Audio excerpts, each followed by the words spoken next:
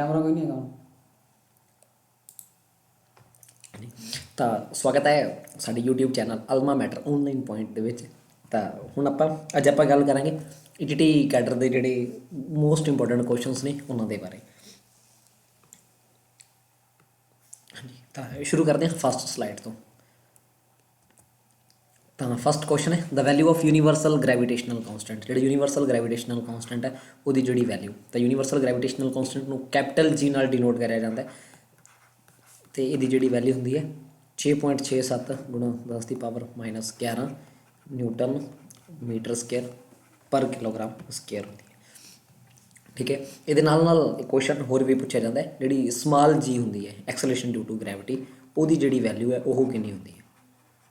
ਜਿਹੜੀ acceleration due to gravity ਹੁੰਦੀ ਹੈ ਉਹਦੀ ਜਿਹੜੀ ਵੈਲਿਊ ਕਿੰਨੀ ਹੁੰਦੀ ਹੈ। ਉਹਦੀ ਜਿਹੜੀ ਵੈਲਿਊ ਹੁੰਦੀ ਹੈ 9.8 ਮੀਟਰ ਪਰ ਸੈਕਿੰਡ ਹੁੰਦੀ ਹੈ ਜਾਂ 980 ਸੈਂਟੀਮੀਟਰ ਪਰ ਸੈਕਿੰਡ ਹੁੰਦੀ ਹੈ। ਠੀਕ ਹੈ, ਇਹਦੇ ਵਿੱਚ ਇੱਕ ਚੀਜ਼ ਦਾ ਧਿਆਨ ਰੱਖਿਆ, ਜਿਹੜੀ ਆਹ ਵਾਲੀ ਕੈਪੀਟਲ G ਹੁੰਦੀ ਹੈ ਯੂਨੀਵਰਸਲ ਗ੍ਰੈਵੀਟੇਸ਼ਨਲ ਕਾਂਸਟੈਂਟ, ਮਤਲਬ ਥਰੂ ਆਊਟ ਯੂਨੀਵਰਸ ਕਿਤੇ ਵੀ ਜਿਹੜੀ ਵੈਲਿਊ ਹੈ ਉਹ ਫਿਕਸ ਰਹਿੰਦੀ ਹੈ। ਜਿਹੜਾ ਆਹ ਵਾਲਾ G ਹੁੰਦਾ ਇਹ ਪਲੈਨਟ ਟੂ ਪਲੈਨਟ ਜਗ੍ਹਾ ਤੋਂ ਜਗ੍ਹਾ ਬਦਲਦੀ ਰਹਿੰਦੀ ਹੈ। ਅਤੇ ਇਹ ਜਿਹੜੀ ਐਕਸਲੇਸ਼ਨ ਡਿਊ ਟੂ ਗ੍ਰੈਵਿਟੀ ਹੈ ਇਹ ਅਰਥ ਦੀ ਵੈਲਿਊ ਹੈ। ਜੇ ਆਪਾਂ ਮੂਨ ਦੀ ਗੱਲ ਕਰਾਂਗੇ ਤਾਂ ਮੂਨ 'ਤੇ ਵੈਲਿਊ ਹੁੰਦੀ 1.6 ਮੀਟਰ ਪਰ ਸੈਕਿੰਡ ਹੁੰਦੀ ਹੈ। ਠੀਕ ਹੈ, ਅੱਗੇ ਸੈਕਿੰਡ ਕੁਐਸਚਨ ਹੈ ਨਿਊਟਨਸ ਲਾ ਆਫ ਗ੍ਰੈਵੀਟੇਸ਼ਨ। ਜਿਹੜਾ ਨਿਊਟਨਸ ਲਾ ਆਫ ਗ੍ਰੈਵੀਟੇਸ਼ਨ ਹੈ ਉਹ ਕੀ ਹੁੰਦਾ ਹੈ, ਉਹਦੇ ਵਿੱਚ ਅਕੋਰਡਿੰਗ ਉਹਦਾ ਜਿਹੜਾ ਫਾਰਮੂਲਾ ਹੁੰਦਾ ਉਹ ਹੁੰਦਾ F, ਮਤਲਬ ਕਿਸੇ ਵੀ ਦੋ ਚੀਜ਼ਾਂ ਦੇ ਵਿਚਕਾਰ ਜਿਹੜੀ ਫੋਰਸ ਹੁੰਦੀ ਹੈ ਉਹ ਡਿਪੈਂਡ ਕਰਦੀ ਹੈ G, ਆਹੀ ਗ੍ਰੈਵੀਟੇਸ਼ਨਲ ਕਾਂਸਟੈਂਟ ਵਾਲਾ, M1 ਪਹਿਲੇ ਓਬਜੈਕਟ ਦਾ ਮਾਸ, ਦੂਜੇ ਓਬਜੈਕਟ ਦਾ ਮਾਸ, ਅਤੇ R ਸਕੇਅਰ ਉਹਨਾਂ ਦੇ ਵਿਚਕਾਰ ਜਿਹੜਾ ਡਿਸਟੈਂਸ ਹੈ। ਤਾਂ ਇਵੇਂ ਆਪਾਂ ਕੀ ਫਾਈਂਡ ਕਰ ਸਕਦੇ ਹਾਂ, ਕੋਈ ਦੋ ਓਬਜੈਕਟ ਜਿਹੜੇ ਨੇ ਉਹਨਾਂ ਦੇ ਵਿਚਕਾਰ ਜਿਹੜਾ ਗੁਰਤਵਾਕਰਸ਼ਣ ਬਲ ਹੈ ਉਹ ਕਿੰਨਾ ਲੱਗਦਾ ਪਿਆ ਉਹ ਆਪਾਂ ਕੈਲਕੂਲੇਟ ਕਰ ਸਕਦੇ ਹਾਂ। ਠੀਕ ਹੈ ਜੀ, ਦੋ ਕੁਐਸਚਨ ਕਲੀਅਰ ਨੇ। ਉਸ ਤੋਂ ਬਾਅਦ ਥਰਡ ਕੁਐਸਚਨ 'ਤੇ ਚੱਲਦੇ ਹਾਂ। ਇੱਕ ਓਬਜੈਕਟ ਹੈ ਜਿਹਦਾ ਵੇਟ ਹੈ 49 ਨਿਊਟਨ ਅਤੇ ਉਹਦਾ ਮਾਸ ਕਿੰਨਾ ਹੋਏਗਾ। ਤਾਂ ਵੇਟ ਜਿਹੜਾ ਹੁੰਦਾ ਹੈ ਕਿਸੇ ਵੀ ਓਬਜੈਕਟ ਦਾ ਉਹ ਇੱਕ ਤਰ੍ਹਾਂ ਦੀ ਫੋਰਸ ਹੁੰਦੀ ਹੈ। ਤਾਂ ਫੋਰਸ ਦਾ ਫਾਰਮੂਲਾ ਹੁੰਦਾ F = ma, ਅਤੇ ਜੇ ਕੋਈ ਚੀਜ਼ ਉੱਪਰੋਂ ਨੀਚੇ ਡਿੱਗ ਰਹੀ ਹੈ ਤਾਂ ਮਤਲਬ ਆਪਾਂ ਵੇਟ ਦੀ ਗੱਲ ਕਰਦੇ ਪਏ ਤਾਂ ਫਿਰ A ਦੀ ਜਗ੍ਹਾ 'ਤੇ ਆਪਾਂ G ਯੂਜ਼ ਕਰਾਂਗੇ। ਤਾਂ 49 = m × G ਦੀ ਵੈਲਿਊ ਹੁਣੇ ਆਪਾਂ ਪੜ੍ਹੀ ਸੀ 9.8 ਹੋਏਗੀ। ਉਸ ਤੋਂ ਬਾਅਦ ਆਹ ਪੁਆਇੰਟ ਹਟਾ ਕੇ ਨੀਚੇ 10 ਲਾ ਦਾਂਗੇ, ਇਹ ਬਣੇਗਾ 49 × 10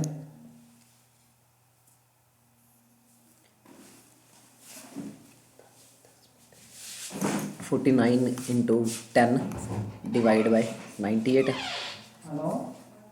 2 ਅਤੇ 5।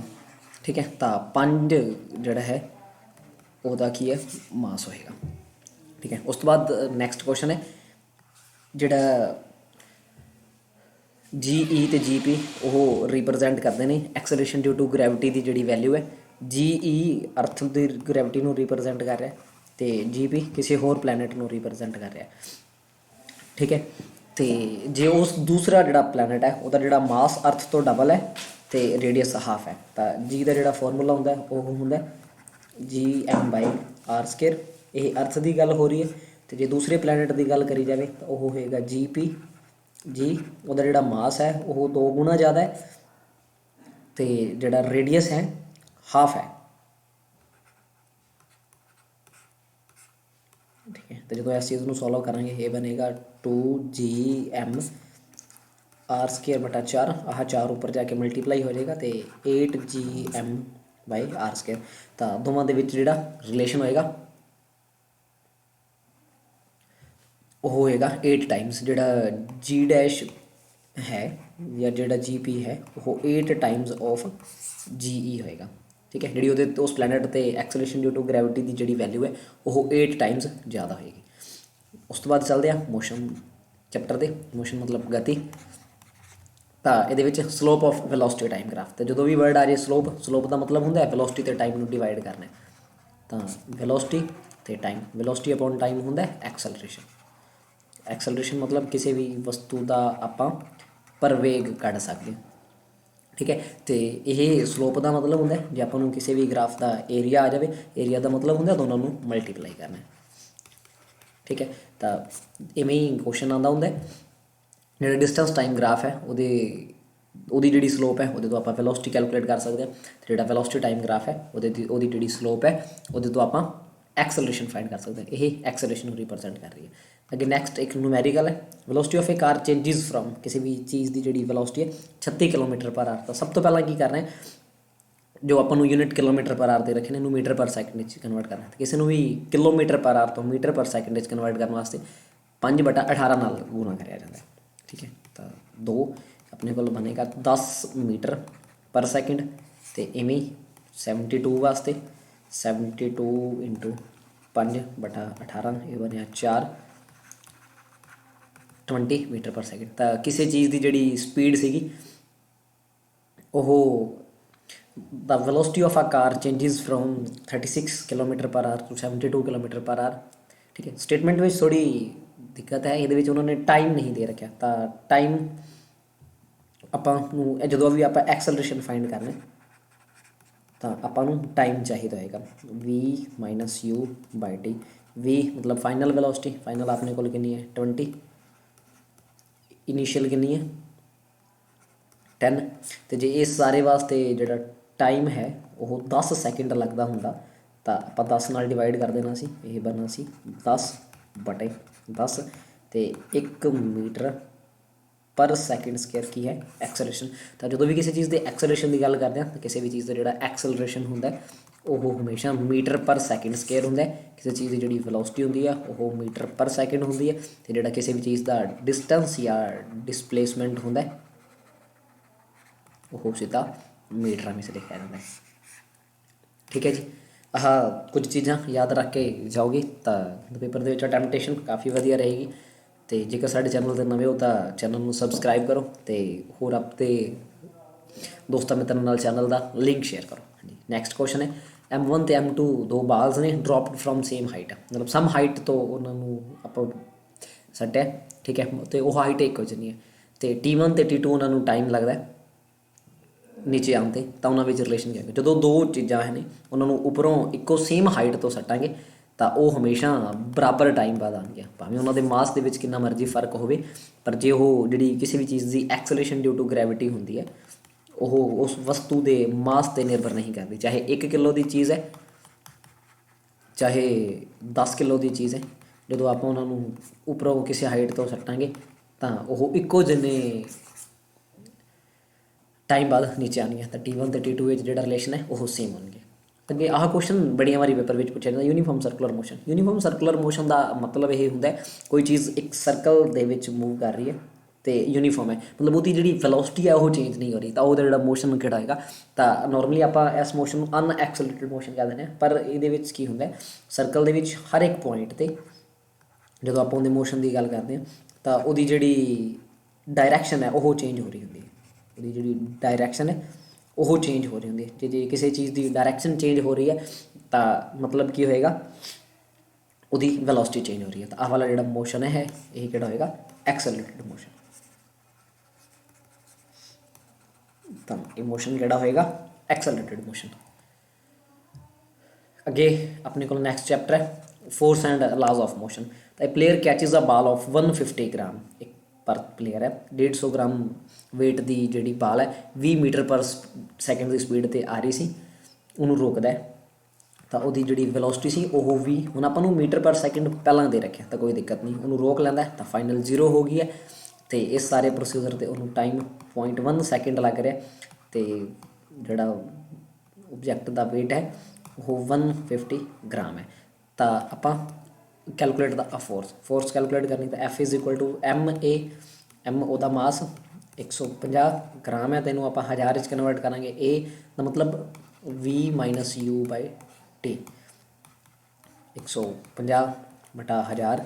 v ਆਪਣੇ ਕੋਲ ਕਿੰਨੀ ਹੈ 20 - 0 20, ਅਤੇ ਆਪਣੇ ਕੋਲ ਸਮਾਂ ਕਿੰਨਾ 0.1, ਇਸ 0.1 ਇਵੇਂ ਲਿਖਾਂਗੇ। ਆਹ 1 0 ਨਾਲ 1 0 ਕੈਂਸਲ ਹੋ ਗਈ, ਆਹ 1 ਨਾਲ 1 0 ਕੈਂਸਲ ਹੋ ਗਈ। ਠੀਕ ਹੈ, ਇਹ ਬਣ ਗਿਆ 3 ਨਿਊਟਨ। ਤਾਂ ਜੇਕਰ ਉਸ ਪਰਸਨ ਨੇ ਉਸ ਵਸਤੂ ਨੂੰ ਰੋਕਣਾ ਹੈ ਤਾਂ ਉਹਨੂੰ ਕੀ ਹੈ 3 ਨਿਊਟਨ ਫੋਰਸ ਲਾਉਣੀ ਪਏਗੀ। ਉਸ ਤੋਂ ਬਾਅਦ ਇਹ ਅੱਗੇ ਕੁਐਸਚਨ ਹੈ ਮਤਲਬ ਕਿਹੜੀਆਂ ਚੀਜ਼ਾਂ ਨੇ ਜਿਹੜੀਆਂ ਲਾ ਆਫ ਕੰਜ਼ਰਵੇਸ਼ਨ ਆਫ ਮੋਮੈਂਟਮ 'ਤੇ ਚੱਲੇ ਨੇ। ਤਾਂ law of conservation of momentum ਕੀ ਹੁੰਦਾ ਕਿਸੇ ਵੀ ਚੀਜ਼ ਦਾ ਇਨੀਸ਼ੀਅਲ ਮੋਮੈਂਟਮ ਅਤੇ ਫਾਈਨਲ ਮੋਮੈਂਟਮ ਸੇਮ ਰਹੇਗਾ। ਤਾਂ ਜਿਹੜੀ ਗਨ ਹੈ ਗਨ ਰਿਕੁਆਇਰ ਕਰਦੀ ਹੈ, ਠੀਕ ਹੈ। ਜਾਂ ਜਿਹੜੀ ਰੋਕਟ ਹੁੰਦੇ ਨੇ, ਰੋਕਟ ਜਦੋਂ ਆਪਾਂ ਲਾਂਚ ਕਰਦੇ ਹਾਂ ਉਹ ਵੀ, ਠੀਕ ਹੈ, ਲਾ ਆਫ ਕੰਜ਼ਰਵੇਸ਼ਨ ਆਫ ਮੋਮੈਂਟਮ ਦੇ ਬੇਸ 'ਤੇ ਚੱਲਦੇ ਨੇ। ਅਤੇ ਜਿੰਨੇ ਵੀ ਕੋਲਿਜ਼ਨ ਹੁੰਦੇ ਨੇ, ਕੋਲਿਜ਼ਨ ਮਤਲਬ ਦੋ ਚੀਜ਼ਾਂ ਦੇ ਆਪਸ ਵਿੱਚ ਜਿਹੜੇ ਟਕਰਾਅ ਹੁੰਦੇ ਨੇ, ਠੀਕ ਹੈ, ਉਹ ਵੀ law of conservation of momentum ਦੇ ਬੇਸ 'ਤੇ ਚੱਲਦੇ ਨੇ। ਨੈਕਸਟ ਅੱਗੇ ਨਿਊਟਨਸ ਲਾ ਆਫ ਮੋਸ਼ਨ। ਤਾਂ ਨਿਊਟਨਸ ਲਾ ਆਫ ਮੋਸ਼ਨ ਦੇ ਵਿੱਚ ਕੁਐਸਚਨ ਆਉਣ ਦੇ ਪੂਰੇ ਚਾਂਸਿਸ ਨੇ। ਇਹਦੇ ਵਿੱਚ ਨਿਊਟਨ ਦੇ 3 ਲਾ ਹੁੰਦੇ ਨੇ। ਫਸਟ ਲਾ, ਠੀਕ ਹੈ, ਇਹਨੂੰ ਲਾ ਆਫ ਇਨਰਸ਼ੀਆ ਵੀ ਕਹਿ ਦਿੰਦੇ ਨੇ, ਠੀਕ ਹੈ। ਤਾਂ ਲਾ ਆਫ ਇਨਰਸ਼ੀਆ ਕੀ ਹੁੰਦਾ ਹੈ, ਮਤਲਬ ਜਦੋਂ ਆਪਾਂ ਕੋਈ ਚੀਜ਼ ਰੁਕੀ ਹੋਈ ਹੈ ਤਾਂ ਉਹ ਰੁਕੀ ਰਹੇਗੀ, ਜੇ ਰੈਸਟ ਵਿੱਚ ਹੈ ਤਾਂ ਉਹ ਰੈਸਟ ਵਿੱਚ ਰਹੇਗੀ, ਜੇ ਮੋਸ਼ਨ ਵਿੱਚ ਹੈ ਤਾਂ ਮੋਸ਼ਨ ਵਿੱਚ ਰਹੇਗੀ, ਠੀਕ ਹੈ, ਜਦੋਂ ਤੱਕ ਉਹਨੂੰ ਬਾਹਰੋਂ ਫੋਰਸ ਨਹੀਂ ਲਾਈ ਜਾਵੇਗੀ। ਇਹਨੂੰ ਕਹਿੰਦੇ ਨੇ Newton's first law of motion. Then ਉਸ ਤੋਂ ਬਾਅਦ ਆਪਣੇ ਕੋਲ ਆਉਂਦਾ ਸੈਕਿੰਡ ਲਾ ਆਫ ਮੋਸ਼ਨ। ਤਾਂ ਸੈਕਿੰਡ ਲਾ ਦੇ ਵਿੱਚ ਸਿੱਧਾ F is equal to ma, ਮਤਲਬ ਜਿੰਨੀ ਕਿਸੇ ਵਸਤੂ 'ਤੇ ਫੋਰਸ ਜ਼ਿਆਦਾ ਲਾਵਾਂਗੇ ਉਹ ਚੇਂਜ ਇਨ ਮੋਮੈਂਟਮ ਦੇ ਡਾਇਰੈਕਟਲੀ ਪ੍ਰਪੋਰਸ਼ਨਲ ਹੋਏਗੀ। ਮਤਲਬ ਜਿੰਨਾ ਕਿਸੇ ਵਸਤੂ ਦੇ ਵਿੱਚ ਆਪਾਂ ਐਕਸਲਰੇਸ਼ਨ ਜ਼ਿਆਦਾ ਪ੍ਰੋਡਿਊਸ ਕਰਵਾਉਣਾ ਹੈ ਉਨੀ ਆਪਾਂ ਨੂੰ ਫੋਰਸ ਜ਼ਿਆਦਾ ਲਾਉਣੀ ਪਏਗੀ। ਉਸ ਤੋਂ ਬਾਅਦ ਆਉਂਦਾ ਥਰਡ ਲਾ ਆਫ ਮੋਸ਼ਨ। ਤਾਂ ਥਰਡ ਲਾ ਆਫ ਮੋਸ਼ਨ ਦੇ ਵਿੱਚ ਹਰੇਕ ਐਕਸ਼ਨ ਅਤੇ ਇਕੁਅਲ ਅਤੇ ਓਪੋਜ਼ਿਟ ਰਿਐਕਸ਼ਨ ਹੁੰਦੀ ਹੈ, ਠੀਕ ਹੈ। ਇਹਨੂੰ ਆਪਾਂ ਸਿੱਧਾ ਲਿਖ ਸਕਦੇ ਹਾਂ, ਕਿਰਿਆ ਦੇ ਉਲਟ ਪ੍ਰਤੀਕਿਰਿਆ ਹੁੰਦੀ, ਠੀਕ ਹੈ। ਉਹਨਾਂ ਦੇ ਵਿੱਚੋਂ ਕੁਐਸਚਨ ਕੀ ਹੈ, ਕੁਐਸਚਨ ਡਾਇਰੈਕਟਲੀ ਨਹੀਂ ਆਏਗਾ। ਕੁਐਸਚਨ ਇਵੇਂ ਆਏਗਾ, ਇੱਕ ਬੱਸ ਹੈ, ਠੀਕ ਹੈ, ਉਹ ਰੁਕੀ ਹੋਈ ਹੈ, ਅਚਾਨਕ ਚੱਲ ਪਈ ਹੈ ਅਤੇ ਜਿਹੜੀਆਂ ਸਵਾਰੀਆਂ ਨੇ ਉਹ ਅੱਗੇ ਜਾਣਗੀਆਂ ਜਾਂ ਪਿੱਛੇ ਜਾਣਗੀਆਂ। ਤਾਂ ਜਦੋਂ ਧਿਆਨ ਦਿਓ ਬੱਸ ਰੈਸਟ ਵਿੱਚ ਹੈ ਤਾਂ ਸਵਾਰੀਆਂ ਵੀ ਰੈਸਟ 'ਤੇ ਨੇ, ਪਰ ਜਦੋਂ ਬੱਸ ਚੱਲਣ ਵਾਸਤੇ ਕੋਸ਼ਿਸ਼ ਕਰੇਗੀ ਜਿਹੜੀਆਂ ਸਵਾਰੀਆਂ ਨੇ ਉਹ ਰੈਸਟ 'ਤੇ ਰਹਿਣ ਦੀ ਕੋਸ਼ਿਸ਼ ਕਰਨਗੀਆਂ, ਤਾਂ ਜਿਹੜਾ ਉਹਨਾਂ ਦਾ ਸਿਰ ਵਾਲਾ ਪਾਰਟ ਹੈ, ਜਿਹੜਾ ਪਾਰਟ ਉਹਨਾਂ ਦਾ ਬੱਸ ਦੇ ਨਾਲ ਟੱਚ ਨਹੀਂ ਹੋਏਗਾ ਉਹ ਪਿੱਛੇ ਨੂੰ ਡਿੱਗੇਗਾ। ਅਤੇ ਉਲਟਾ ਇਸ ਤੋਂ ਹੋਏਗਾ, ਜਦੋਂ ਕੋਈ ਚੀਜ਼ ਚੱਲ ਰਹੀ ਹੈ ਅਤੇ ਚਲਦੀ ਅਚਾਨਕ ਰੁਕ ਜਾਂਦੀ ਹੈ ਤਾਂ ਜਿਹੜੀ ਉਹਦੇ ਵਿੱਚ ਪੈਸੰਜਰ ਨੇ ਜਾਂ ਜੋ ਵੀ ਚੀਜ਼ਾਂ ਨੇ ਉਹ ਇੱਕੋਦਮ ਅੱਗੇ ਨੂੰ ਡਿੱਗਣਗੇ। ਇਵੇਂ ਹੀ ਜਦੋਂ ਆਪਾਂ ਚਾਦਰਾਂ ਨੂੰ ਜਾਂ ਕਿਸੇ ਵਸਤੂ ਨੂੰ ਝਾੜਦੇ ਹਾਂ ਤਾਂ ਜਿਹੜੇ ਧੂੜ ਦੇ ਕਣ ਨੇ ਜਾਂ ਦਰਖਤਾਂ ਦੇ ਜਿਹੜੇ ਪੱਤੇ ਨੇ ਜਾਂ ਫਲ ਨੇ ਉਹ ਵੀ ਤਾਂ ਕਰਕੇ ਡਿੱਗਦੇ ਨੇ, Newton's first law of motion ਕਰਕੇ। ਅਤੇ ਨਿਊਟਨ ਦੇ ਥਰਡ ਲਾ ਆਫ ਮੋਸ਼ਨ ਕਰਕੇ ਆਪਾਂ ਮਤਲਬ Newton third law of motion ਨੂੰ law of conservation of momentum ਨਾਲ ਰਿਲੇਟ ਕਰਿਆ ਜਾ ਸਕਦਾ ਹੈ। ਮਤਲਬ ਆਪਾਂ ਚੱਲਦੇ ਹਾਂ ਜਾਂ ਤਾਂ ਉਹਦੇ ਵਿੱਚ ਵੀ ਆਪਾਂ ਪੈਰ ਨੂੰ, ਆਪਣੇ ਪੈਰ ਧਰਤੀ ਨੂੰ ਪਿੱਛੇ ਧੱਕਦੇ ਨੇ ਅਤੇ ਆਪਣਾ ਜਿਹੜੀ ਧਰਤੀ ਹੈ ਉਹ ਅੱਗੇ ਧੱਕਦੀ ਹੈ। ਜਾਂ ਜਿਹੜਾ ਸਵਿਮਰ ਹੁੰਦੇ ਨੇ ਉਹ ਵੀ ਜਦੋਂ ਸਵਿਮਿੰਗ ਕਰਦੇ ਨੇ ਤਾਂ ਉਹ ਵੀ ਅੱਗੇ ਨੂੰ, ਮਤਲਬ ਆਪਾਂ ਪਾਣੀ ਨੂੰ ਪਿੱਛੇ ਧੱਕਦੇ ਹਾਂ ਅਤੇ ਪਾਣੀ ਆਪਾਂ ਨੂੰ ਅੱਗੇ ਧੱਕਦਾ ਹੈ। ਹਾਂਜੀ, ਉਸ ਤੋਂ ਬਾਅਦ ਨੈਕਸਟ ਵਾਲਾ ਜਿਹੜਾ ਟੋਪਿਕ ਹੈ ਉਹ ਹੈ ਵਰਕ, ਐਨਰਜੀ ਐਂਡ ਪਾਵਰ। ਤਾਂ ਇਹਦੇ ਵਿੱਚੋਂ ਕੀ ਹੈ, ਸਭ ਤੋਂ ਪਹਿਲਾਂ ਤਾਂ ਆਪਾਂ ਨੂੰ ਇੱਕ ਨੂਮੈਰੀਕਲ ਦੇ ਰੱਖਿਆ, ਮਤਲਬ 12,000 ਕਿਲੋਗ੍ਰਾਮ ਜਿਹੜਾ ਪਾਣੀ ਹੈ ਪਰ ਸੈਕਿੰਡ ਕਿਸੇ ਟਰਬਾਈਨ 'ਤੇ ਡਿੱਗਦਾ ਪਿਆ। ਤਾਂ ਮਾਸ ਕਿੰਨਾ, 12,000 ਕਿਲੋਗ੍ਰਾਮ, ਠੀਕ ਹੈ। ਅਤੇ ਹਾਈਟ ਹੈ 20 ਮੀਟਰ ਦੀ। ਅਤੇ ਕਿੰਨੀ ਪਾਵਰ ਹੋਏਗੀ, ਤਾਂ ਪਾਵਰ ਦਾ ਫਾਰਮੂਲਾ mgh/t। ਅਤੇ ਆਪਣੇ ਕੋਲ ਮਾਸ ਕਿੰਨਾ 12,000, ਜੀ ਦੀ ਵੈਲਿਊ 10 ਲੈ ਕੇ ਚੱਲਦੇ ਹਾਂ, ਹਾਈਟ ਹੈ 20 ਅਤੇ ਟਾਈਮ 1 ਸੈਕਿੰਡ ਉਹਨਾਂ ਨੇ ਦੇ ਰੱਖਿਆ 1 ਸੈਕਿੰਡ। ਤਾਂ ਇਹ ਬਣਿਆ ਆਪਣੇ ਕੋਲ, ਜਦੋਂ ਆਪਾਂ ਕੈਲਕੂਲੇਟ ਕਰਾਂਗੇ ਤਾਂ ਠੀਕ ਹੈ ਇੰਨੇ ਵਾਟ ਹੋ ਗਈ। ਤਾਂ ਕਈ ਵਾਰੀ ਕੀ ਹੁੰਦਾ ਇਵੇਂ ਆਨਸਰ ਦੇਣ ਦੀ ਬਜਾਏ ਇਹਨੂੰ ਨਾ ਕਿਲੋ ਵਾਟ ਜਾਂ ਮੈਗਾਵਾਟ ਵਿੱਚ ਕਨਵਰਟ ਕਰਾਂਗੇ। ਇਹਨੇ ਵਾਟ ਨੂੰ ਕਿਲੋ ਵਾਟ ਵਿੱਚ ਕਨਵਰਟ ਕਰਨਾ ਹੋਏ ਤਾਂ ਲਾਸਟ ਵਾਲੀਆਂ 3 ਆਹ ਵਾਲੀਆਂ ਜ਼ੀਰੋ ਕੱਟ ਦਿਓ ਅਤੇ 2400 ਕਿਲੋ ਵਾਟ। ਅਤੇ ਇਸ ਤੋਂ ਇਲਾਵਾ ਜੇ ਮੈਗਾਵਾਟ ਵਿੱਚ ਕਨਵਰਟ ਕਰਨਾ ਤਾਂ ਲਾਸਟ 3 ਡਿਜਿਟ ਹੋਰ ਕੱਟ ਦਿਓ ਅਤੇ 2.4 ਮੈਗਾਵਾਟ, ਠੀਕ ਹੈ। ਆਨਸਰ ਦੇ ਵਿੱਚ ਕੀ ਹੈ, ਇਹੋ ਜਿਹੀ ਆਪਸ਼ਨ ਵੀ ਹੋ ਸਕਦੀ, ਆ ਵੀ ਹੋ ਸਕਦੀ ਅਤੇ ਆ ਵੀ ਹੋ ਸਕਦੀ, ਪਰ ਤਿੰਨੋਂ ਨਹੀਂ ਹੋ ਸਕਦੇ ਕਿਉਂਕਿ ਤਿੰਨੋਂ ਸੇਮ ਹੀ ਨੇ। ਉਸ ਤੋਂ ਬਾਅਦ ਗੱਲ ਕਰਦੇ ਹਾਂ ਯੂਨਿਟ ਆਫ ਐਨਰਜੀ। ਐਨਰਜੀ ਦੇ ਜਿਹੜੇ ਨੋਰਮਲ ਜਿਹੜੇ ਯੂਨਿਟ SI ਯੂਨਿਟ ਹੁੰਦੇ ਨੇ ਉਹ ਹੁੰਦੇ ਨੇ ਜਾਊਲ। ਅਤੇ ਐਨਰਜੀ ਦੇ ਜਿਹੜੇ ਹੋਰ ਇਸ ਤੋਂ ਨੋਨ ਕਨਵੈਨਸ਼ਨਲ ਯੂਨਿਟ ਦੀ ਗੱਲ ਕਰੀਏ ਤਾਂ ਉਹ ਹੁੰਦੇ ਨੇ ਕੈਲਰੀ। ਅਤੇ ਇੱਕ ਜਾਊਲ ਦੇ ਵਿੱਚ 0.24 ਕੈਲਰੀ ਹੁੰਦੇ ਨੇ, ਜਾਂ ਇੱਕ ਕੈਲਰੀ ਦੇ ਵਿੱਚ 4.2 ਜਾਊਲ ਹੁੰਦੇ ਨੇ।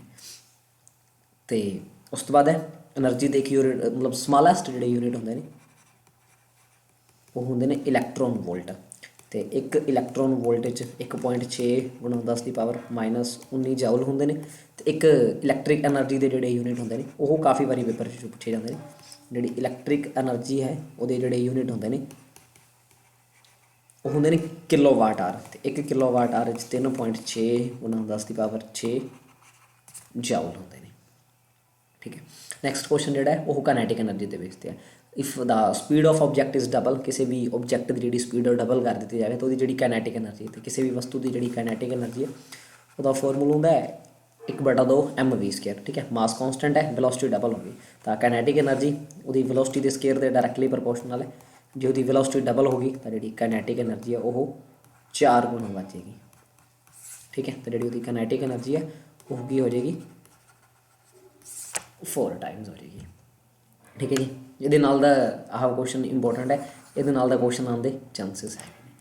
ਅੱਗੇ ਆ ਗਿਆ ਆਪਣਾ ਸਾਊਂਡ ਵਾਲਾ ਚੈਪਟਰ। ਸਾਊਂਡ ਦੇ ਵਿੱਚ ਆਪਾਂ ਵੇਵਸ ਦੀ ਗੱਲ ਕਰਦੇ ਹਾਂ ਤਾਂ ਵੇਵਸ ਦੀ ਇੱਕ ਚੀਜ਼ ਪਹਿਲਾਂ ਹੀ ਕਰ ਲਓ। ਵੇਵਸ ਦੋ ਤਰ੍ਹਾਂ ਦੀਆਂ ਹੁੰਦੀਆਂ ਨੇ, ਇੱਕ ਟਰਾਂਸਵਰਸ ਵੇਵਸ ਅਤੇ ਦੂਸਰੀਆਂ ਲੌਂਗੀਟਿਊਡਨਲ।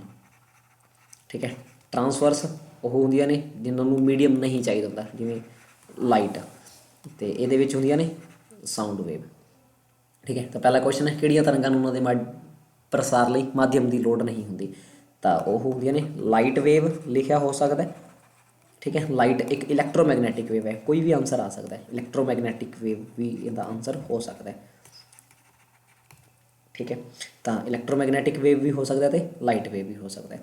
ਉਸ ਤੋਂ ਬਾਅਦ ਹੈ ਉਹ ਵਾਲਾ ਪੁਆਇੰਟ ਜਿੱਥੇ ਡਿਸਪਲੇਸਮੈਂਟ ਸਭ ਤੋਂ ਜ਼ਿਆਦਾ ਹੋਵੇ। ਤਾਂ ਜਦੋਂ ਆਪਾਂ ਡਿਸਪਲੇਸਮੈਂਟ ਦੀ ਗੱਲ ਕਰਦੇ ਹਾਂ ਵੇਵ 'ਤੇ, ਤਾਂ ਜਿਹੜਾ ਪੁਆਇੰਟ ਜਿੱਥੇ ਡਿਸਪਲੇਸਮੈਂਟ ਸਭ ਤੋਂ ਜ਼ਿਆਦਾ ਹੁੰਦੀ ਹੈ ਉਹ ਹੁੰਦੇ ਨੇ ਐਂਟੀ ਨੋਡ,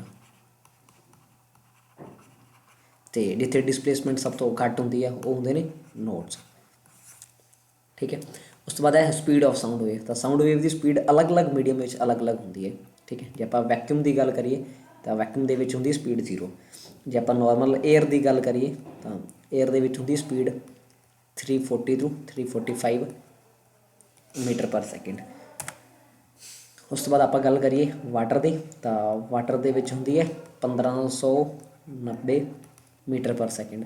ਅਤੇ ਜੇ ਸੋਲਿਡ ਦੀ ਗੱਲ ਕਰੀਏ ਤਾਂ ਸੋਲਿਡ ਦੇ ਵਿੱਚ 5000 ਤੋਂ 6000 ਦੇ ਆਸ-ਪਾਸ ਸਪੀਡ ਹੁੰਦੀ ਹੈ, ਲਗਭਗ 6000 ਮੀਟਰ ਪਰ ਸੈਕਿੰਡ। ਅਤੇ ਜੇ ਪਰਟੀਕੂਲਰਲੀ ਸਟੀਲ ਦੀ ਗੱਲ ਕਰੀਏ ਤਾਂ ਉਹਦੇ ਵਿੱਚ 5960 ਮੀਟਰ ਪਰ ਸੈਕਿੰਡ ਸਪੀਡ ਹੁੰਦੀ ਹੈ। ਠੀਕ ਹੈ, ਅਤੇ ਜੇ ਲਾਈਟ ਵੀ ਇੱਕ ਵੇਵ ਹੁੰਦੀ ਹੈ, ਲਾਈਟ ਦੀ ਸਪੀਡ ਦੀ ਗੱਲ ਕਰੀਏ ਤਾਂ 3 × 10⁸ ਮੀਟਰ ਪਰ ਸੈਕਿੰਡ ਜਿਹੜੀ ਸਪੀਡ ਹੁੰਦੀ ਹੈ, ਯਾਨੀ ਕਿ ਲਗਭਗ 3 ਲੱਖ ਕਿਲੋਮੀਟਰ ਪਰ ਸੈਕਿੰਡ ਜਿਹੜੀ ਸਪੀਡ ਹੈ ਉਹ ਵੈਕਿਊਮ ਵਿੱਚ ਹੁੰਦੀ ਹੈ ਜਾਂ ਏਅਰ ਵਿੱਚ ਹੁੰਦੀ ਹੈ। ਉਸ ਤੋਂ ਬਾਅਦ ਹੈ ਲਾਈਟ। ਲਾਈਟ ਦਾ ਚੈਪਟਰ ਪ੍ਰਕਾਸ਼ 10th ਕਲਾਸ ਦਾ ਚੈਪਟਰ ਹੈ। ਇਹਦੇ ਵਿੱਚੋਂ ਕੁਐਸਚਨ ਕੀ ਹੋ ਸਕਦੇ ਨੇ, ਤਾਂ ਯੂਨਿਟ ਆਫ ਫੋਕਲ ਲੈਂਥ ਇਸ ਚੈਪਟਰ ਦਾ ਸਭ ਤੋਂ ਮੋਸਟ ਇੰਪੋਰਟੈਂਟ ਕੁਐਸਚਨ ਹੈ। ਫੋਕਲ ਲੈਂਥ ਦੇ ਯੂਨਿਟ ਕਹਿੰਦੇ ਨੇ, ਮਤਲਬ ਕਿਸੇ ਵੀ ਲੈਂਸ ਦੀ ਜਿਹੜੀ ਫੋਕਲ ਲੈਂਥ ਹੁੰਦੀ ਹੈ, ਠੀਕ ਹੈ, ਉਹਦੇ ਯੂਨਿਟ ਕਹਿੰਦੇ ਨੇ। ਤਾਂ ਫੋਕਲ ਲੈਂਥ ਦੇ ਜਿਹੜੇ ਯੂਨਿਟ ਨੇ ਉਹ ਹੁੰਦੇ ਨੇ ਮੀਟਰ, ਨੋਰਮਲੀ ਮੀਟਰ ਹੁੰਦੇ ਨੇ। ਅਤੇ ਜਦੋਂ ਆਪਾਂ ਫੋਕਲ ਲੈਂਥ ਦਾ ਉਲਟਾ ਕਰ ਦਿੰਦੇ ਹਾਂ ਉਹ ਬਣਦੀ ਪਾਵਰ, ਅਤੇ ਪਾਵਰ ਨੂੰ 1/f ਲਿਖਦੇ ਨੇ। ਅਤੇ ਇਹਦੇ ਜਿਹੜੇ ਯੂਨਿਟ ਹੁੰਦੇ ਨੇ ਉਹ ਹੁੰਦੇ ਨੇ ਡਾਇਓਪਟਰ। ਠੀਕ ਹੈ, ਜਿਹੜੀ ਪਾਵਰ ਦੇ ਲੈਂਸ ਦੀ, ਕਿਸੇ ਵੀ ਲੈਂਸ ਦੀ ਜਿਹੜੀ ਪਾਵਰ ਹੈ ਉਹਦੇ ਜਿਹੜੇ ਯੂਨਿਟ ਹੁੰਦੇ ਨੇ ਉਹ ਹੁੰਦੇ ਨੇ ਡਾਇਓਪਟਰ। ਜੇ ਕਿਸੇ ਲੈਂਸ ਦੀ ਫੋਕਲ ਲੈਂਥ ਪੋਜ਼ਿਟਿਵ ਹੈ ਤਾਂ ਉਹਦੀ ਜਿਹੜੀ ਪਾਵਰ ਹੈ ਉਹ ਵੀ ਪੋਜ਼ਿਟਿਵ ਹੋਏਗੀ। ਜੇ ਲੈਂਥ ਦੀ ਫੋਕਲ ਲੈਂਥ ਨੈਗੇਟਿਵ ਹੈ ਤਾਂ ਉਹਦੀ ਜਿਹੜੀ ਪਾਵਰ ਹੈ ਉਹ ਵੀ ਨੈਗੇਟਿਵ ਹੋਏਗੀ। ਅਗਲਾ ਕੁਐਸਚਨ ਹੈ ਵੈਨ ਅ ਕਨਕੇਵ ਮਿਰਰ ਫॉर्म ਆ ਵਰਚੁਅਲ ਇਮੇਜ। ਇੱਕ ਕਨਕੇਵ ਮਿਰਰ ਵਰਚੁਅਲ ਇਮੇਜ ਕਦੋਂ ਬਣਦਾ ਹੈ, ਤਾਂ ਜਦੋਂ ਆਪਾਂ ਓਬਜੈਕਟ ਨੂੰ ਉਹਦੇ ਫੋਕਸ ਅਤੇ ਪੋਲ ਦੇ ਵਿਚਕਾਰ ਰੱਖਦੇ ਹਾਂ। ਫੋਕਸ ਅਤੇ ਪੋਲ ਦੇ ਵਿਚਕਾਰ ਰੱਖਦੇ ਹਾਂ ਤਾਂ ਉਹ ਕੀ ਹੁੰਦਾ ਹੈ, ਵਰਚੁਅਲ ਇਮੇਜ ਬਣਾਉਂਦਾ ਹੈ। ਠੀਕ ਹੈ, ਉਸ ਤੋਂ ਬਾਅਦ ਹੈ ਰੀਅਰ ਵਿਊ ਮਿਰਰ ਵਜੋਂ ਕਿਹੜਾ ਮਿਰਰ ਵਰਤਿਆ ਜਾਂਦਾ ਹੈ, ਤਾਂ ਕਨਵੈਕਸ ਮਿਰਰ ਨੂੰ ਰੀਅਰ ਵਿਊ ਮਿਰਰ ਵਾਸਤੇ। ਉਸ ਤੋਂ ਬਾਅਦ ਹੈ ਜਿਹੜੇ ਸੋਲਰ ਕੁੱਕਰ ਹੁੰਦੇ ਨੇ, ਸੋਲਰ ਕੁੱਕਰ ਦੇ ਵਿੱਚ ਕਿਹੜਾ ਮਿਰਰ ਯੂਜ਼ ਕਰਿਆ ਜਾਂਦਾ, ਸੋਲਰ ਕੁੱਕਰ ਦੇ ਵਿੱਚ ਪਲੇਨ ਮਿਰਰ ਯੂਜ਼ ਕਰਿਆ ਜਾਂਦਾ। ਅਤੇ ਜੇ ਕੁਐਸਚਨ ਆ ਜਾਏ ਸੋਲਰ ਫਰਨੈਸ ਦੇ ਵਿੱਚ, ਤਾਂ ਉਹਦੇ ਵਿੱਚ ਜਾਂ ਤਾਂ ਪੈਰਾਬੋਲਿਕ ਮਿਰਰ, ਨਹੀਂ ਤਾਂ ਫਿਰ ਕਨਕੇਵ ਮਿਰਰ। ਕਨਕੇਵ ਮਿਰਰ ਜਾਂ ਪੈਰਾਬੋਲਿਕ ਮਿਰਰ ਯੂਜ਼ ਕਰੇ ਜਾਂਦੇ ਨੇ।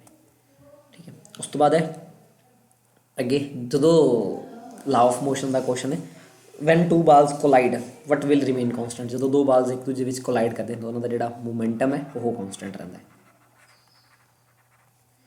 मोमेंटम मतलब उन्होंने जोड़ा संवेग है वो कॉन्सटेंट रहता है, रिमेन्स कॉन्सटेंट। ठीक है, अगे है इलैक्ट्रॉन प्रोटॉन तो neutron atom and nuclei chapter का है। तो इलैक्ट्रॉन तो चार्ज कितना होंगे, इलैक्ट्रॉन तो चार्ज -1 यूनिट चार्ज भी लिख देंगे ने, या जोड़ा सही चार्ज होंगे वो 1.6 × 10⁻⁻19 कूलम चार्ज होंगे। उस तो बाद इलैक्ट्रॉन का मास जोड़ा इलैक्ट्रॉन का मास होंगे 9.11 × 10⁻31 किलोग्राम होंगे, या 9.11 × 10⁻28 ग्राम होंगे।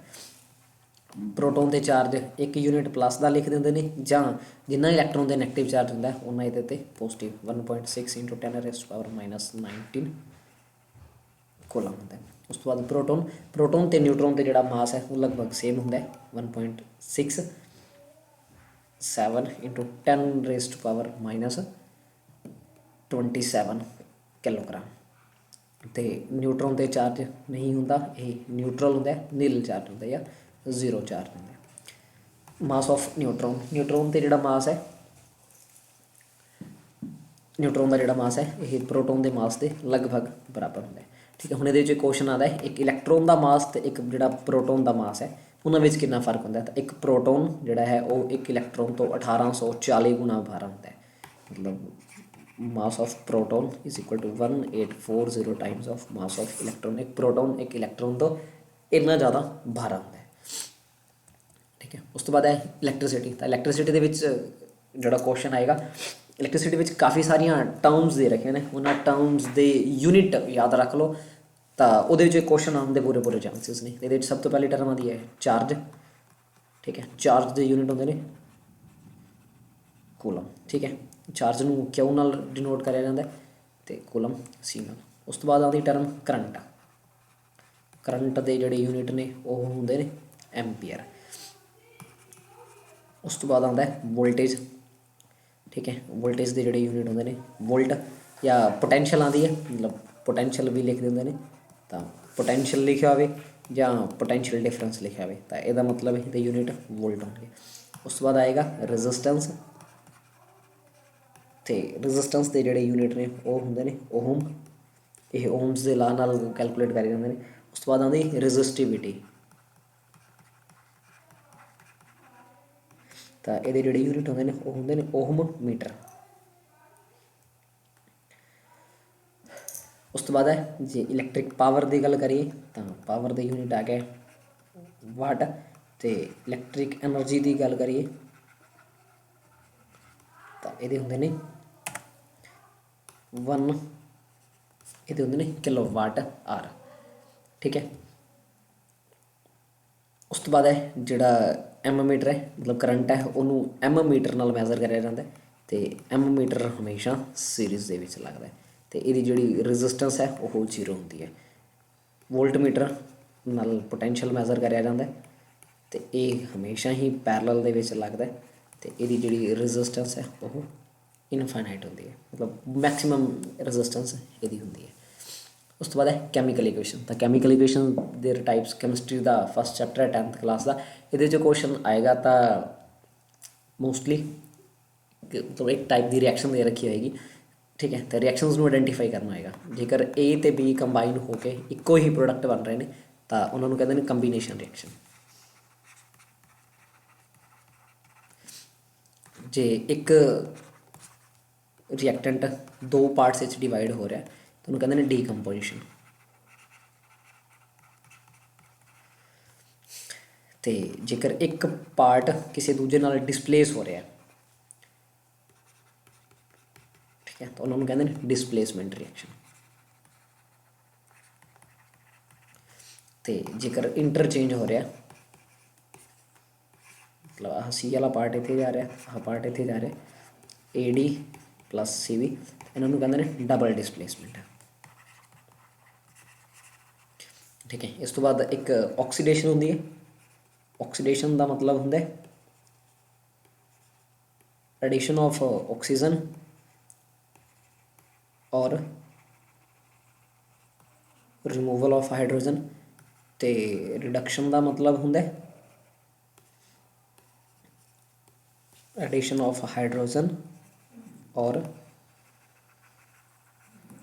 Removal of oxygen. ਤੇ ਇਹ ਦੋਨੋਂ ਹੋ ਜਾਣ ਤਾਂ ਉਹਨਾਂ ਨੂੰ ਕਹਿੰਦੇ ਨੇ ਰਿਡੌਕਸ ਰਿਐਕਸ਼ਨ। ਤੇ ਇਹਦੇ ਵਿੱਚ ਦੋ ਟਰਮਸ ਹੋਰ ਆਉਂਦੀਆਂ ਨੇ, ਕਰੋਜ਼ਨ ਤੇ ਰੈਂਸਿਡਿਟੀ। ਜਦੋਂ ਕੋਈ ਵੀ ਰੈਂਸਿਡਿਟੀ ਰਿਲੇਟਡ ਹੈ ਫੂਡ ਆਈਟਮ ਨਾਲ, ਜਦੋਂ ਵੀ ਕੋਈ ਫੂਡ ਆਈਟਮ ਦੀ ਆਕਸੀਡੇਸ਼ਨ ਹੁੰਦੀ ਹੈ ਤਾਂ ਉਹਦਾ ਜਿਹੜਾ ਟੇਸਟ ਹੈ ਉਹ ਚੇਂਜ ਹੋ ਜਾਂਦਾ ਹੈ। ਤਾਂ ਉਹਦੇ ਟੇਸਟ ਚੇਂਜ ਹੋਣ ਨੂੰ ਕੀ ਕਹਿੰਦੇ ਨੇ, ਜਾਂ ਉਹਦਾ ਟੇਸਟ ਜਾਂ ਉਹਦੀ ਜਿਹੜੀ ਸਮੈਲ ਹੈ ਉਹਨੂੰ ਕਹਿੰਦੇ ਨੇ ਰੈਂਸਿਡਿਟੀ। ਤੇ ਕਰੋਜ਼ਨ ਜਿਹੜਾ ਹੈ, ਕਰੋਜ਼ਨ ਟਰਮ ਉਦੋਂ ਯੂਜ਼ ਕਰੀ ਜਾਂਦੀ ਜਦੋਂ ਕਿਸੇ ਮੈਟਲ ਦੀ ਆਕਸੀਡੇਸ਼ਨ ਹੁੰਦੀ ਹੈ। ਆਕਸੀਡੇਸ਼ਨ ਆਫ ਮੈਟਲ, ਕਿਸੇ ਵੀ ਮੈਟਲ ਦੀ ਜਿਹੜੀ ਆਕਸੀਡੇਸ਼ਨ ਹੁੰਦੀ ਹੈ ਤਾਂ ਉਦੋਂ ਜਿਹੜੀ ਵਰਡ ਹੈ ਕਰੋਜ਼ਨ ਯੂਜ਼ ਕਰਿਆ ਜਾਂਦਾ ਹੈ। ਠੀਕ ਹੈ, ਅਗਲਾ ਟੌਪਿਕ ਹੈ ਐਸਿਡ ਬੇਸ ਐਂਡ ਸਾਲਟ। ਤਾਂ ਐਸਿਡ ਬੇਸ ਐਂਡ ਸਾਲਟ ਦੇ ਵਿੱਚੋਂ ਮੋਸਟਲੀ ਜਾਂ ਇੰਪੋਰਟੈਂਟ ਕੁਐਸਚਨ ਉਹ ਨੇ, ਜਿਵੇਂ ਕੁਐਸਚਨ ਆਏਗਾ ਮਤਲਬ ਵਿਨੇਗਰ ਵਿੱਚ ਕਿਹੜਾ ਐਸਿਡ ਹੁੰਦਾ ਜਾਂ ਸਟਿੰਗ ਵਿੱਚ ਕਿਹੜਾ ਹੁੰਦਾ, ਤਾਂ ਉਹ ਡਿਸਕਸ ਕਰਦੇ ਹਾਂ। ਐਸਿਟਿਕ ਐਸਿਡ ਜਿਹੜਾ ਹੁੰਦਾ ਉਹ ਵਿਨੇਗਰ 'ਚ ਪ੍ਰੈਜ਼ੈਂਟ ਹੁੰਦਾ ਹੈ। ਫਾਰਮਿਕ ਐਸਿਡ ਆਂਟਸ ਸਟਿੰਗ ਵਿੱਚ ਹੁੰਦਾ। ਅਤੇ ਫਾਰਮਿਕ ਐਸਿਡ ਦੀ ਜਗ੍ਹਾ 'ਤੇ ਮਿਥੇਨੋਇਕ ਐਸਿਡ ਲਿਖਿਆ ਹੋ ਸਕਦਾ ਹੈ, ਘਬਰਾਉਣਾ ਨਹੀਂ, ਇੱਕੋ ਹੀ ਚੀਜ਼ ਹੁੰਦੀ ਹੈ, ਮਿਥੇਨੋਇਕ ਐਸਿਡ ਅਤੇ ਆਂਟ ਸਟਿੰਗ। ਸਿਟਰਿਕ ਐਸਿਡ ਸਾਰੇ ਦੇ ਸਾਰੇ ਸਿਟਰਸ ਫਰੂਟ ਵਿੱਚ ਹੁੰਦਾ। ਲੈਕਟਿਕ ਐਸਿਡ ਸਪਿੰਚ ਮਤਲਬ ਪਾਲਕ ਵਿੱਚ ਹੁੰਦਾ ਅਤੇ ਮਿਲਕ ਵਿੱਚ ਵੀ ਇਹੀ ਹੁੰਦਾ ਲੈਕਟਿਕ ਐਸਿਡ। ਐਸਕੋਰਬਿਕ ਐਸਿਡ ਆਮਲਾ ਅਤੇ ਸਿਟਰਸ ਫਰੂਟ ਇਹਦੇ ਵਿੱਚ ਹੁੰਦਾ ਹੈ, ਮਤਲਬ ਆਮਲਾ ਵਿੱਚ ਪ੍ਰੈਜ਼ੈਂਟ ਹੁੰਦਾ। ਟਾਰਟਰਿਕ ਐਸਿਡ ਜਿਹੜਾ ਹੁੰਦਾ ਉਹ ਟੈਮਰਿੰਡ, ਗ੍ਰੇਪਸ ਅਤੇ ਅਨਰਾਈਪ ਮੈਂਗੋਜ਼ ਵਿੱਚ ਹੁੰਦਾ। ਠੀਕ ਹੈ, ਉਸ ਤੋਂ ਬਾਅਦ ਹੈ ਇੱਕ ਔਗਜ਼ਾਲਿਕ ਐਸਿਡ ਹੁੰਦਾ। ਔਗਜ਼ਾਲਿਕ ਐਸਿਡ ਜਿਹੜਾ ਹੁੰਦਾ ਉਹ ਟਮਾਟੋ ਵਿੱਚ ਪ੍ਰੈਜ਼ੈਂਟ ਹੁੰਦਾ। ਠੀਕ ਹੈ, ਇਹਦੇ 'ਚ ਮੋਸਟ ਇੰਪੋਰਟੈਂਟ ਕੁਐਸਚਨ pH 'ਚ ਆਏਗਾ। ਠੀਕ ਹੈ, pH ਇੱਕ ਨੰਬਰ ਹੁੰਦਾ, ਜੇ ਉਹ pH 7 ਤੋਂ ਘੱਟ ਹੈ ਤਾਂ ਐਸਿਡਿਕ ਹੋਏਗਾ, pH ਇਕੁਅਲ ਟੂ 7 ਹੈ ਤਾਂ ਨਿਊਟਰਲ ਹੋਏਗਾ, ਅਤੇ ਜੇ pH ਗ੍ਰੇਟਰ ਦੈਨ 7 ਹੈ ਤਾਂ ਬੇਸਿਕ ਹੋਏਗਾ। ਠੀਕ ਹੈ, pH ਲੈਸ ਦੈਨ 7 ਹੈ ਤਾਂ ਐਸਿਡਿਕ ਹੋਏਗਾ, pH ਗ੍ਰੇਟਰ ਦੈਨ 7 ਹੈ ਤਾਂ ਨਿਊਟਰਲ ਹੋਏਗਾ, pH ਗ੍ਰੇਟਰ ਦੈਨ 7 ਹੈ ਤਾਂ ਬੇਸਿਕ ਹੋਏਗਾ। ਠੀਕ ਹੈ, pH 7 ਇਹ ਸਕੇਲ ਇਵੇਂ ਬਣਾਇਆ ਜਾਂਦਾ 7 14 0 ਤੋਂ ਸਟਾਰਟ ਹੁੰਦੇ। ਆਹ ਸਾਰਾ ਪੋਰਸ਼ਨ ਜਿਹੜਾ ਐਸਿਡਿਕ ਵਾਲਾ ਹੁੰਦਾ, ਨਿਊਟਰਲ ਵਾਲਾ ਹੁੰਦਾ ਅਤੇ ਬੇਸਿਕ ਵਾਲਾ ਹੁੰਦਾ। ਠੀਕ ਹੈ, ਉਸ ਤੋਂ ਬਾਅਦ ਹੈ ਕਾਰਬੋਨੇਟਸ ਕੰਪਾਊਂਡ। ਤਾਂ ਕਾਰਬੋਨੇਟਸ ਕੰਪਾਊਂਡ ਦੇ ਵਿੱਚੋਂ ਮੋਸਟ ਇੰਪੋਰਟੈਂਟ ਕੁਐਸਚਨ ਜਿਹੜਾ ਬਣਦਾ ਉਹ ਬਣਦਾ ਫ੍ਰੀ ਓਨਸ ਵਾਲਾ।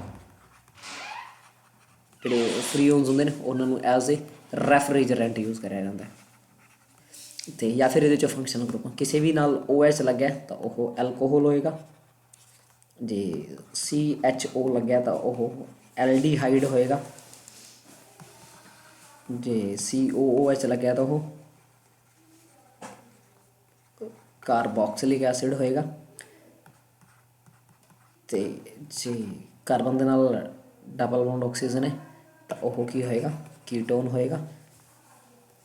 ਠੀਕ ਹੈ, ਅਤੇ ਉਸ ਤੋਂ ਬਾਅਦ ਕਾਰਬਨ ਦੀ ਕਾਊਂਟਿੰਗ, ਜੇ ਇੱਕ ਕਾਰਬਨ ਹੈ ਤਾਂ ਮਿਥ ਹੋਏਗਾ, 2 ਕਾਰਬਨ ਹੈ ਤਾਂ ਇਥ ਹੋਏਗਾ, 3 ਕਾਰਬਨ ਹੈ ਤਾਂ ਪ੍ਰੋਪ ਹੋਏਗਾ, 4 ਕਾਰਬਨ ਹੈ ਤਾਂ ਬਿਊਟ ਹੋਏਗਾ, 5 ਕਾਰਬਨ ਹੈ ਤਾਂ ਪੈਂਟ ਹੋਏਗਾ, 6 ਕਾਰਬਨ ਹੈ ਤਾਂ ਹੈਕਸ ਹੋਏਗਾ।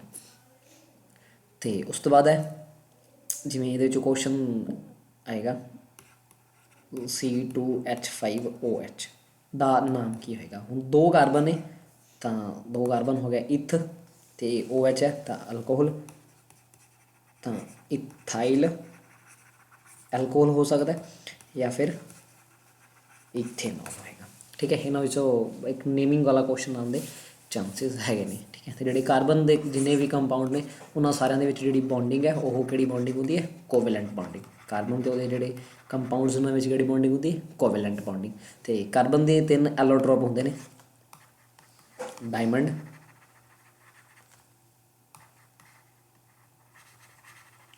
ਗ੍ਰੇਫਾਈਟ ਅਤੇ ਫੁਲੇਰੀਨ। ਠੀਕ ਹੈ, ਡਾਇਮੰਡ, ਗ੍ਰੇਫਾਈਟ ਅਤੇ ਫੁਲੇਰੀਨ। ਨੈਕਸਟ ਹੈ magnetic effect of current. Magnetic effect of current ਦੇ ਵਿੱਚੋਂ ਕੀ ਹੈ, ਮਤਲਬ ਕੁਐਸਚਨ ਜਨਰਲੀ ਕੁਝ ਵੀ ਥਿਓਰੈਟੀਕਲੀ ਪੁੱਛਿਆ ਜਾ ਸਕਦਾ, ਪਰ ਮੋਸਟ ਇੰਪੋਰਟੈਂਟ ਜਿਹੜੇ ਪਾਰਟ ਨੇ ਇਹਦੇ 'ਚ 3 ਰੂਲ ਨੇ, ਰਾਈਟ ਹੈਂਡ ਥੰਬ ਰੂਲ, ਅਤੇ ਫਲੈਮਿੰਗਸ ਲੈਫਟ ਹੈਂਡ ਰੂਲ, ਅਤੇ ਫਲੈਮਿੰਗਸ ਰਾਈਟ ਹੈਂਡ ਰੂਲ। ਤਾਂ ਰਾਈਟ ਹੈਂਡ ਥੰਬ ਰੂਲ ਕਦੋਂ ਲੱਗਦਾ, ਜਦੋਂ ਵੀ ਕਿਸੇ ਆਪਾਂ ਕੰਡਕਟਰ ਦੇ ਵਿੱਚੋਂ ਇੱਕ ਕਰੰਟ ਫਲੋ ਕਰਵਾ ਰਹੇ ਹਾਂ। ਠੀਕ ਹੈ, ਤਾਂ ਉਹਦੇ ਅਰਾਊਂਡ ਚੁੰਬਕੀ ਖੇਤਰ ਕੱਢਣਾ ਹੈ, ਮੈਗਨੈਟਿਕ ਫੀਲਡ ਕੱਢਣਾ ਹੈ। ਤਾਂ ਉਹਦੇ ਵਾਸਤੇ ਆਪਾਂ ਰਾਈਟ ਹੈਂਡ ਥੰਬ ਰੂਲ ਕਹਿੰਦੇ ਹਾਂ, ਅਤੇ ਰਾਈਟ ਹੈਂਡ ਥੰਬ ਰੂਲ ਅਤੇ ਕੌਰਕ ਸਕਰਿਊ ਰੂਲ ਇੱਕੋ ਹੀ ਚੀਜ਼ ਹੁੰਦੀ ਹੈ। ਰਾਈਟ ਹੈਂਡ ਥੰਬ ਰੂਲ ਅਤੇ ਕੌਰਕ ਸਕਰਿਊ ਰੂਲ। ਉਸ ਤੋਂ ਬਾਅਦ ਹੈ Fleming's left hand rule. Fleming's left hand rule ਦੇ ਵਿੱਚ ਆਪਾਂ ਨੂੰ ਫੋਰਸ, ਮੈਗਨੈਟਿਕ ਫੀਲਡ ਅਤੇ ਉਹਦੀ ਜਿਹੜੀ ਕਰੰਟ ਦੀ ਡਾਇਰੈਕਸ਼ਨ ਹੈ, ਠੀਕ ਹੈ। ਇਹਦੇ ਵਿੱਚ ਆਪਾਂ ਨੂੰ ਕਰੰਟ ਦੀ ਡਾਇਰੈਕਸ਼ਨ ਫਾਈਂਡ ਕਰਨੀ ਹੋਵੇ, ਸੌਰੀ ਇਹਦੇ ਵਿੱਚ ਆਪਾਂ ਫਲੈਮਿੰਗਸ ਲੈਫਟ ਹੈਂਡ ਰੂਲ ਦੇ ਵਿੱਚ ਆਪਾਂ ਫੋਰਸ ਦੀ ਡਾਇਰੈਕਸ਼ਨ ਫਾਈਂਡ ਕਰਦੇ ਹਾਂ, ਠੀਕ ਹੈ। ਇਹ ਇਲੈਕਟ੍ਰਿਕ ਮੋਟਰ 'ਤੇ ਲੱਗੇਗਾ, ਇਲੈਕਟ੍ਰਿਕ ਮੋਟਰ 'ਤੇ। ਅਤੇ ਫਲੈਮਿੰਗਸ ਰਾਈਟ ਹੈਂਡ ਰੂਲ ਜਿਹੜਾ ਹੈ ਉਹ ਕਾਹਦੇ 'ਤੇ ਲੱਗੇਗਾ, ਜਨਰੇਟਰ 'ਤੇ, ਠੀਕ ਹੈ। ਤਾਂ ਇੱਕ ਸਿੰਪਲ ਕੰਡਕਟਰ ਹੈ, ਉਹਦੇ 'ਚੋਂ ਕਰੰਟ ਫਲੋ ਕਰ ਰਿਹਾ, ਉਹਦੇ 'ਚੋਂ ਆਪਾਂ ਕਰੰਟ ਮੈਗਨੈਟਿਕ ਫੀਲਡ ਦੀ ਡਾਇਰੈਕਸ਼ਨ ਕੱਢਣੀ ਹੈ ਤਾਂ ਰਾਈਟ ਹੈਂਡ ਥੰਬ ਰੂਲ ਲੱਗੇਗਾ। ਜੇ ਇਲੈਕਟ੍ਰਿਕ ਮੋਟਰ ਕੋਈ ਚੀਜ਼ ਨੂੰ ਆਪਾਂ ਕਰੰਟ ਦੇ ਰਹੇ ਹਾਂ ਤਾਂ ਉਹ ਘੁੰਮ ਰਹੀ ਹੈ, ਉਹਦੇ ਵਾਸਤੇ ਫਲੈਮਿੰਗਸ ਲੈਫਟ ਹੈਂਡ ਰੂਲ ਲੱਗੇਗਾ। ਅਤੇ ਜੇ ਕਿਸੇ ਚੀਜ਼ ਜਨਰੇਟਰ ਹੈ ਜਿਹਦੇ ਵਿੱਚ ਆਪਾਂ ਫੋਰਸ ਦੇ ਰਹੇ ਹਾਂ ਤਾਂ ਉਹ ਕਰੰਟ ਪ੍ਰੋਡਿਊਸ ਕਰਵਾ ਰਹੇ, ਉਹਦੇ 'ਤੇ ਕਿਹੜਾ ਲੱਗੇਗਾ, ਫਲੈਮਿੰਗਸ ਰਾਈਟ ਹੈਂਡ ਰੂਲ, ਠੀਕ ਹੈ ਜੀ। ਉਸ ਤੋਂ ਬਾਅਦ ਹੈ ਐਟਮ ਐਂਡ ਮੋਲੀਕੂਲ। ਇਹਦੇ ਵਿੱਚ ਉਹ ਕੈਮੀਕਲ ਫੋਰਮੂਲੇ ਆਉਣ ਦੇ ਪੂਰੇ ਚਾਂਸਿਸ ਨੇ, ਜਿਵੇਂ ਮਤਲਬ ਵਾਟਰ ਦਾ ਫਾਰਮੂਲਾ ਹੋ ਗਿਆ H2O ਹੋ ਗਿਆ, ਠੀਕ ਹੈ। ਜੇ ਗੱਲ ਕਰੀਏ ਅਮੋਨੀਆ ਦੀ ਤਾਂ NH3 ਹੈ, ਠੀਕ ਹੈ। ਕੈਲਸ਼ੀਅਮ ਕਾਰਬੋਨੇਟ ਹੈ ਤਾਂ ਉਹ CaCO3 ਹੁੰਦਾ। ਕੁਝ ਸਪੈਸੀਫਿਕ ਹੁੰਦੇ ਨੇ ਜਿਵੇਂ ਬਲੀਚਿੰਗ ਪਾਊਡਰ, ਤਾਂ ਬਲੀਚਿੰਗ ਪਾਊਡਰ ਜਿਹੜਾ ਹੁੰਦਾ ਉਹ ਹੁੰਦਾ ਕੈਲਸ਼ੀਅਮ ਆਕਸੀਕਲੋਰਾਈਡ, ਠੀਕ ਹੈ। ਕਾਸਟਿਕ ਸੋਡਾ ਉਹ ਹੁੰਦਾ NaOH। ਜੇ ਗੱਲ ਕਰੀਏ ਕਾਸਟਿਕ ਪੋਟਾਸ਼ ਦੀ ਉਹ ਹੁੰਦੀ KOH। ਜੇ ਵਾਸ਼ਿੰਗ ਸੋਡਾ ਦੀ ਗੱਲ ਕਰੀਏ ਤਾਂ ਉਹ ਹੁੰਦਾ Na2CO3.10 ਵਾਟਰ। ਇਹਦੇ ਨਾਲ ਲਿਖਣਾ .10 ਵਾਟਰ, ਇਹ ਹੁੰਦਾ ਵਾਸ਼ਿੰਗ ਸੋਡਾ ਨੂੰ ਕਹਿੰਦੇ ਸੋਡੀਅਮ ਕਾਰਬੋਨੇਟ ਡੈਕਾਹਾਈਡਰੇਟ, ਠੀਕ ਹੈ। ਉਸ ਤੋਂ ਬਾਅਦ ਇੱਕ ਹੁੰਦਾ ਬੇਕਿੰਗ ਸੋਡਾ, ਉਹ ਹੁੰਦਾ ਸੋਡੀਅਮ ਬਾਈਕਾਰਬੋਨੇਟ। ਉਸ ਤੋਂ ਬਾਅਦ ਇੱਕ ਹੁੰਦਾ ਜਿਪਸਮ, ਉਹ ਹੁੰਦਾ ਕੈਲਸ਼ੀਅਮ ਸਲਫੇਟ ਦੇ ਨਾਲ 2 ਵਾਟਰ। ਇੱਕ ਹੁੰਦਾ POP ਪਲਾਸਟਰ ਆਫ ਪੈਰਿਸ, ਉਹ ਹੁੰਦਾ ਕੈਲਸ਼ੀਅਮ ਸਲਫੇਟ ਦੇ ਨਾਲ ਹਾਫ ਵਾਟਰ, ਠੀਕ ਹੈ। ਆਹ ਕੁਝ ਇੰਪੋਰਟੈਂਟ ਹੈਗੇ ਨੇ, ਇਹਨਾਂ 'ਚੋਂ ਆਉਣ ਦੇ ਚਾਂਸਿਸ ਹੈਗੇ ਨੇ, ਮਤਲਬ ਇਹਨਾਂ ਦੇ ਕੋਮਨ ਨੇਮ ਪੁੱਛੇ ਜਾਂਦੇ ਨੇ। ਉਸ ਤੋਂ ਬਾਅਦ ਹੈ metal and non metal. Metal and non metal ਦੇ ਵਿੱਚੋਂ ਕੁਐਸਚਨ ਜੇਕਰ ਆਏਗਾ ਤਾਂ ਉਹ ਇੱਕ ਐਨੋਮਲਸ ਐਲੀਮੈਂਟ ਪੁੱਛਣਗੇ, ਜਿਵੇਂ ਸਾਰੀਆਂ ਦੀਆਂ ਸਾਰੀਆਂ ਜਿਹੜੀਆਂ ਮੈਟਲ ਹਾਰਡ ਹੁੰਦੀਆਂ ਨੇ, ਠੀਕ ਹੈ, ਪਰ ਸੌਫਟ ਮੈਟਲ ਕਿਹੜੀਆਂ ਹੁੰਦੀਆਂ ਨੇ, ਤਾਂ ਸੌਫਟ ਦੇ ਵਿੱਚ ਕਿਹੜੀਆਂ ਹੁੰਦੀਆਂ ਨੇ, ਪੋਟਾਸ਼ੀਅਮ ਅਤੇ ਸੋਡੀਅਮ। ਸਾਰੀਆਂ ਦੀਆਂ ਸਾਰੀਆਂ ਮੈਟਲ ਦੇ ਮੈਲਟਿੰਗ ਦੇ ਬੋਇਲਿੰਗ ਪੁਆਇੰਟ ਹਾਈ ਹੁੰਦੇ ਨੇ, ਠੀਕ ਹੈ। ਲੋ ਮੈਲਟਿੰਗ ਅਤੇ ਬੋਇਲਿੰਗ ਪੁਆਇੰਟ ਵਾਲੀ, ਲੋ ਮੈਲਟਿੰਗ ਪੁਆਇੰਟ ਵਾਲੀ ਜਿਹੜੀ ਮੈਟਲ ਨੇ ਸੀਜ਼ੀਅਮ ਅਤੇ ਕੈਲੀਅਮ, ਠੀਕ ਹੈ। ਉਸ ਤੋਂ ਬਾਅਦ ਆਉਂਦਾ ਲਿਕੁਇਡ ਮੈਟਲ। ਜਿਹੜੀ ਮੈਟਲ ਲਿਕੁਇਡ ਹੋਵੇ ਤਾਂ ਉਹ ਹੁੰਦੀ ਮਰਕਰੀ ਯਾਨੀ ਕਿ Hg। ਅਤੇ ਲਿਕੁਇਡ ਨੋਨ ਮੈਟਲ, ਜਦੋਂ ਨੋਨ ਮੈਟਲ ਦੇ ਵਿੱਚ ਲਿਕੁਇਡ ਦੀ ਗੱਲ ਕਰੀਏ ਤਾਂ ਉਹਦੇ ਵਿੱਚ ਆਉਂਦੀ ਬ੍ਰੋਮੀਨ। ਉਸ ਤੋਂ ਬਾਅਦ ਹੈ ਜਿੰਨੀਆਂ ਵੀ ਨੋਨ ਮੈਟਲ ਹੁੰਦੀਆਂ ਨੇ ਉਹ ਨੋਨ ਲਸਟਰਸ ਹੁੰਦੀਆਂ ਨੇ, ਠੀਕ ਹੈ। ਇੱਕ ਨੋਨ ਮੈਟਲ ਹੁੰਦੀ ਜਿਹੜੀ ਲਸਟਰਸ ਹੁੰਦੀ ਹੈ, ਉਹ ਹੁੰਦੀ ਆਇਓਡੀਨ, ਠੀਕ ਹੈ। ਕਾਰਬਨ ਜਿਹੜੀ ਹੈ ਉਹ ਹਾਰਡੈਸਟ ਨੋਨ ਮੈਟਲ ਹੈ,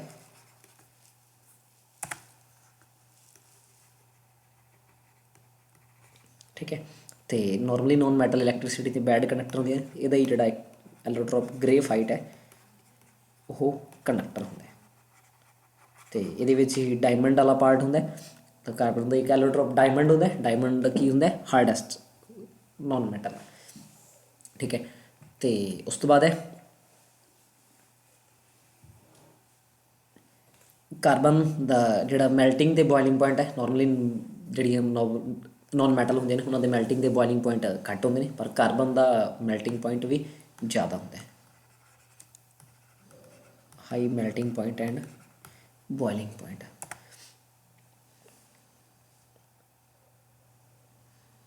ਉਸ ਤੋਂ ਬਾਅਦ ਹੈ ਸਭ ਤੋਂ ਹੈਵੀਐਸਟ ਜਿਹੜੀ ਮੈਟਲ ਹੁੰਦੀ ਹੈ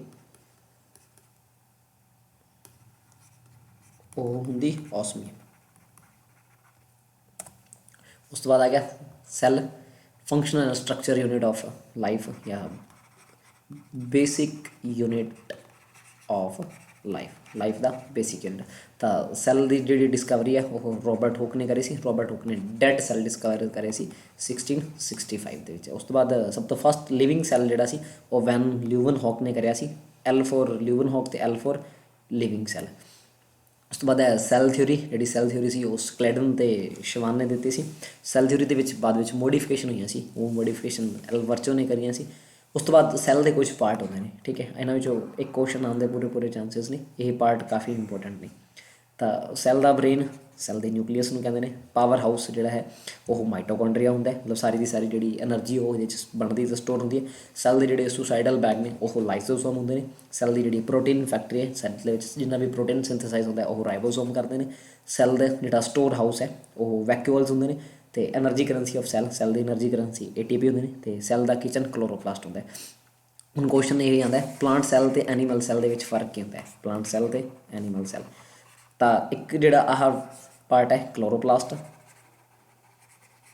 ਪਲਾਂਟ ਸੈੱਲ ਦੇ ਵਿੱਚ ਪ੍ਰੈਜੈਂਟ ਹੁੰਦੇ ਨੇ। ਦੂਸਰੇ ਆਹ ਵੈਕਿਊਲਸ, ਠੀਕ ਹੈ, ਪਲਾਂਟ ਸੈੱਲ ਵਿੱਚ ਪ੍ਰੈਜੈਂਟ ਹੁੰਦੇ, ਐਨੀਮਲ ਸੈੱਲ ਵਿੱਚ ਐਬਸੈਂਟ ਹੁੰਦੇ ਨੇ, ਠੀਕ ਹੈ। ਅਤੇ ਇੱਕ ਸੈੱਲ ਵਾਲ, ਆਹ ਤਿੰਨ ਚੀਜ਼ਾਂ ਪਲਾਂਟ ਸੈੱਲ ਦੇ ਵਿੱਚ ਐਕਸਟਰਾ ਹੁੰਦੀਆਂ ਨੇ।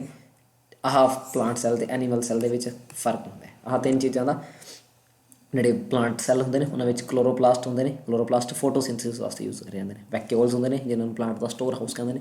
ਅਤੇ ਸੈੱਲ ਵਾਲ ਹੁੰਦੀ ਹੈ ਜਿਹੜੀ ਪਲਾਂਟ ਦੇ ਸੈੱਲ ਨੂੰ ਟਾਰਗੇਟ ਅਤੇ ਹਾਰਡ ਬਣਾਉਂਦੀ ਹੈ, ਠੀਕ ਹੈ। ਉਸ ਤੋਂ ਬਾਅਦ ਇੱਕ ਆਹ ਕੁਐਸਚਨ ਬੜੀਆਂ ਵਾਰੀ ਆਉਂਦਾ ਕਿਸੇ ਚੀਜ਼ ਦੇ ਕਿੰਨੇ ਚੈਂਬਰ ਹਾਰਟ ਹੁੰਦਾ। ਤਾਂ ਜਿਹੜੇ ਵੀ ਵਾਟਰ ਐਨੀਮਲਸ ਨੇ ਉਹਨਾਂ ਸਾਰਿਆਂ ਦਾ 2 ਚੈਂਬਰਡ ਹਾਰਟ ਹੁੰਦਾ, ਠੀਕ ਹੈ। ਜਿੰਨੀਆਂ ਵੀ ਰੈਪਟਾਈਲਸ ਨੇ ਉਹਨਾਂ ਦਾ 3 ਚੈਂਬਰਡ ਹਾਰਟ ਹੁੰਦਾ। ਅਤੇ ਜਿੰਨੇ ਵੀ ਮੈਮਲ ਅਤੇ ਬਰਡ ਨੇ ਉਹਨਾਂ ਦਾ 4 ਚੈਂਬਰ ਹਾਰਟ ਹੁੰਦਾ। ਇਸ ਚੀਜ਼ ਨੂੰ ਇਵੇਂ ਯਾਦ ਰੱਖਿਆ ਜਾ ਸਕਦਾ ਲਾਈਫ ਦੀ ਜਿਹੜੀ ਸਟਾਰਟਿੰਗ ਹੈ ਵਾਟਰ ਐਨੀਮਲਸ ਤੋਂ ਹੀ ਸੀ।